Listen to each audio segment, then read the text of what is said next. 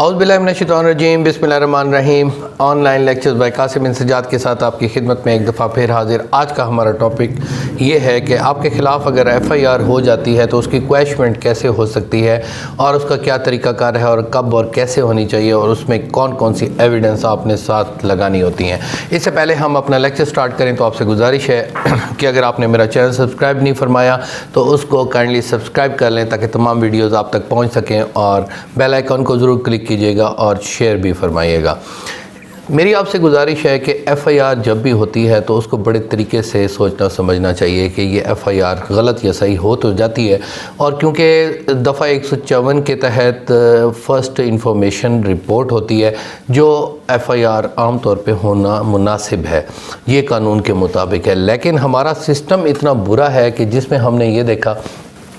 کہ F I are جب ہو جاتی ہے تو پورا گھر برباد ہو جاتا ہے اور پوری فیملیز جو ہیں پریشان ہو جاتی ہیں۔ پولیس اسٹیٹ ہونے کی وجہ سے پولیس ان کے گھر کے ناکے دروازے توڑ کر ان کے گھروں میں داخل ہو جاتی ہے، ان کی ہیوملیشن کرتی ہے، اور ایف آئی آر عام طور پہ کسی کی بےزتی کرنے کے لیے عام طور پہ استعمال ہوتی ہے۔ اچھی بھی ایف آئی آرز ہوتی ہیں جو حقائق پر مبنی ہوتی ہیں، میں ایکسیپشنل کیسز کی بات کر رہا ہوں۔ تو وہ اگر ایف آئی آر ہو جاتی ہے تو آپ کو کیا کرنا چاہیے؟ اگر آپ کے خلاف ایک ایف آئی آر ہو جاتی ہے تو اس میں ریمیڈیز تو آپ کے پاس موجود ہیں کہ آپ اس میں پری اریسٹ 498 ضابطہ فوجداری کے ذریعے کرا سکتے ہیں۔ اگر آپ یہ سمجھتے ہیں کہ یہ ایف آئی آر بالکل ہی غلط ہے تو آپ اس میں quashment under article 199 of the constitution of Pakistan high court میں اس کی کویشمنٹ کر سکتے ہیں۔ اس میں آپ کو وکیل ایک ہائر کرنا پڑے گا، ایک فیس آپ کو اس میں فائنلائز کرنے کے بعد اس کی کویشمنٹ ہو جاتی ہے۔ عام طور پہ کویشمنٹ کبھی کبھی طریقہ کار ہوتے ہیں، یہ ہوتا ہے کہ آپ کو پری اریسٹ کرانی پڑتی ہے، تو پری اریسٹ کرانے کے بعد پرابلم یہ ہوتا ہے کہ ہائی کورٹ میں رش آف ورک ہونے کی وجہ سے بہت سارے کیسز ہوتے ہیں اور اس کا لیفٹ اوور ہو جاتے ہیں۔ لیفٹ اوور کیا ہوتا ہے یہ بھی میں آپ کو ساتھ ہی بتاتا چلوں کہ لیفٹ اوور کیس سماعت ٹائم ہونے کی نہ ہونے کی وجہ سے عدالت میں ختم ہو جاتے ہیں، جو عام طور پہ ڈسٹرکٹ کورٹ میں اور یا سیشن کورٹ ہو گیا یا اس کے علاوہ سول کورٹ میں لیفٹ اوور نہیں ہوتے، ہائی کورٹ یا سپریم کورٹ میں ہوتے ہیں، کیونکہ اس میں ججز نے پیش ہونا ہوتا ہے۔ اس کے بعد مطلب ایک ڈی بی بھی کنسٹیٹیوٹ ہوتی ہے جس میں ڈبل بینچ میں 2 ججز بیٹھتے ہیں، تو عام طور پہ 11:30 بجے بریک کے بعد ڈی بی 12 بجے سٹارٹ ہوتی ہے اور 12 بجے کے بعد وہ 2 بجے تک چل جاتی ہے، تو اس کی وجہ سے کبھی کبھی کیسز لیفٹ اوور بھی ہو جاتے ہیں۔ تو کیسز جب لیفٹ اوور ہوتے ہیں تو یہ پرابلم لوگوں کے سامنے آتی ہے کہ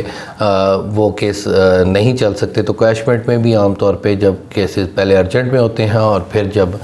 نوٹسز میں آتے ہیں یا موشن میں آتے ہیں تو اس کی وجہ سے پرابلم کریٹ ہو جاتا ہے۔ تو عام طور پہ اگر آپ یہ سمجھتے ہیں کہ کیس آپ کا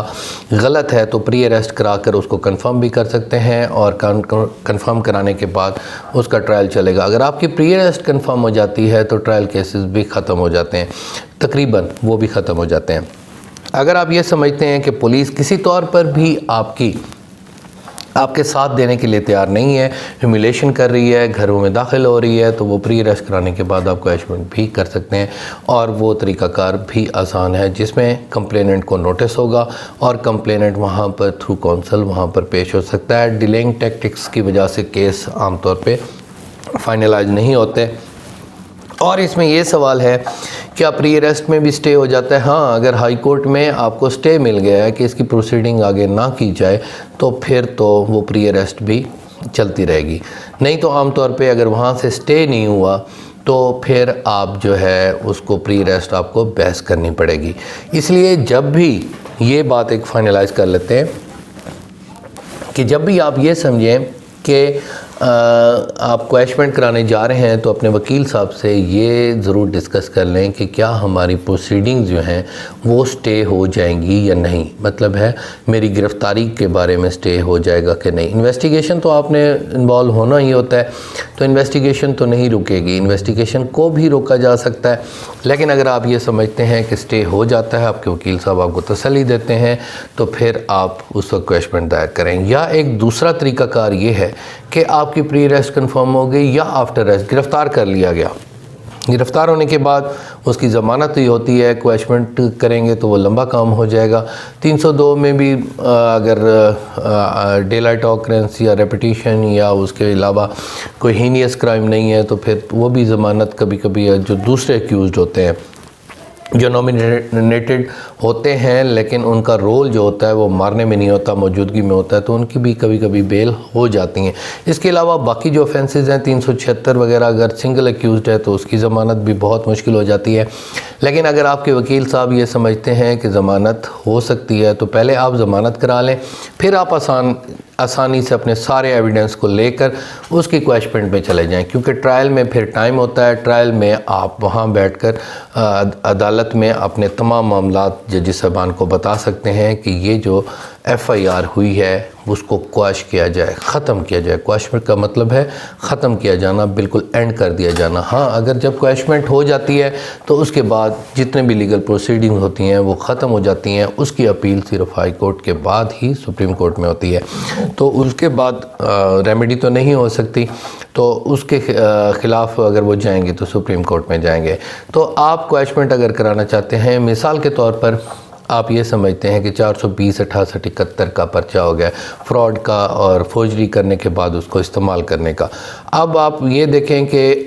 آپ کے پاس اس کی کوئی سول ڈگری ہے، انہوں نے ناجائز آپ کے خلاف ایک مقدمہ درج کرا دیا، تو اس کی جو پروبیبلٹی ہے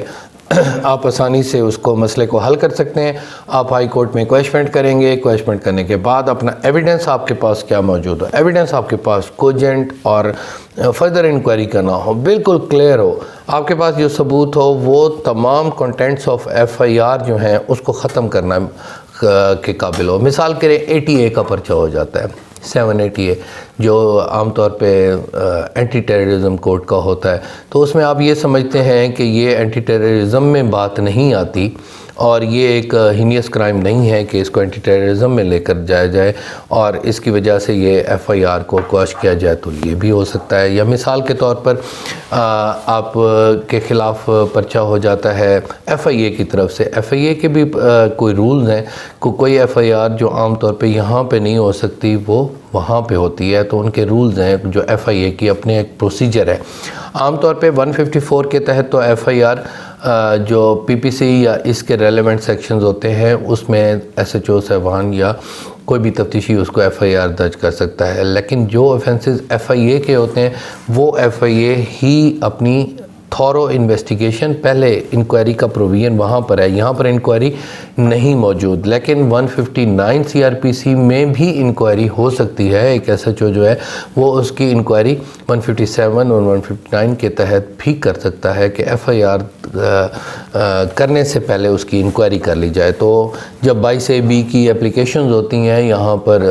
سیشن کورٹس میں، تو وہاں پر بھی یہ بات کئی دفعہ ججز صاحبان جو ہیں وہاں یہ کرتے ہیں کہ اس کی انکوائری کر لی جائے، تو انکوائری بھی ہو سکتی ہے کسی معاملے کو، اور ایف آئی آر کرتے ہوئے جو کارروائی پولیس ہے اسی میں بھی کویشمنٹ چلے ہائی کورٹ کی بات ہی ختم۔ مثال کے طور پر آپ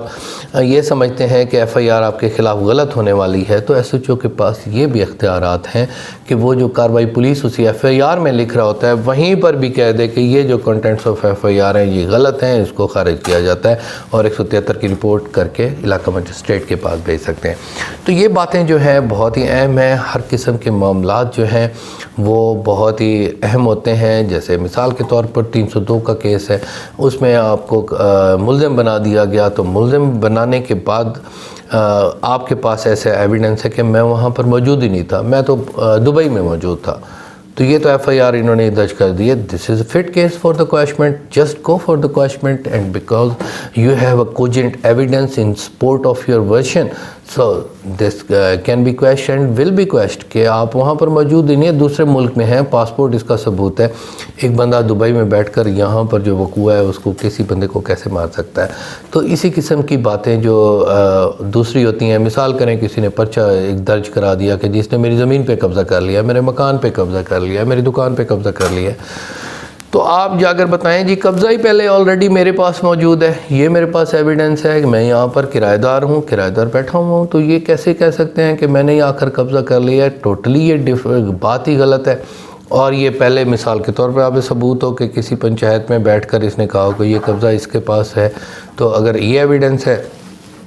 تو وہ بھی آپ پیش کر سکتے ہیں۔ تو ایویڈنس آپ کے پاس ہیر سے ایویڈنس نہیں، کوجنٹ ایویڈنس جو ریکارڈ پروڈیوس کرے اور ریکارڈ میں بتائے کہ یہ جو ورشن ہے، contents of F I R ہیں، وہ ٹوٹلی نگیٹ کرتے ہیں اس کے اپنے ورشن کو، اور ہمارا جو ورشن ہے وہ کمپلیٹ ہے، جس کی وجہ سے کویشمنٹ ہونی چاہیے۔ تو اس وجہ سے اگر اتنے آپ کے پاس اہم باتیں ہیں تو پھر ایف آئی آر میں جب آپ کویشمنٹ دائر کریں گے تو وہ اس میں فوری طور پر ایف آئی آر کا سٹے بھی ہو سکتا ہے، اور سٹے ہونے کے بعد کارروائی آپ آسانی سے چلا سکتے ہیں۔ تو کویشمنٹ کی پروسیڈنگ قانون میں ہر چیز موجود ہے، اور وکلاء صاحبان کی محنت پر ڈیپینڈ کرتا ہے کہ کس طریقے سے کس بات کو چلایا جائے۔ تو wish you good luck for your all the proceedings. اگر کوئی بھی مسئلے ہر کسی کو ہو جاتے ہیں، تو اگر آپ کے پاس کوئی بھی مسئلہ ہو تو یہ لیکچرز اور یہ چینل آپ کو انشاءاللہ ہر بات کا جواب دے گا اور اس کی ریمیڈی بھی دے گا، اور آپ رابطہ کرتے ہیں، میں کوشش کرتا ہوں اس کے جواب بھی دوں۔ ابھی تک کوئی ایسا in box YouTube per in box نہیں آیا جو میں نے کوشش نہ کی ہو کہ اس کا جواب نہ دوں۔ تھینک یو ویری مچ آپ کے فار یور ٹائم۔ اور اکثر دوست کہتے ہیں کہ لمبی ویڈیوز بن جاتی ہیں، کچھ کہتے ہیں ڈیٹیل سے ایکسپلین کرنا چاہیے، تو میں کوشش کرتا ہوں کہ جلد سے جلد کمپوزٹ سٹائل سے آپ کو آپ کا مسئلہ یہاں پر بیٹھ کر آپ کی خدمت میں عرض کروں۔ Thank you very much. اللہ تعالیٰ آپ کا حامی و ناصر ہو۔ اللہ حافظ۔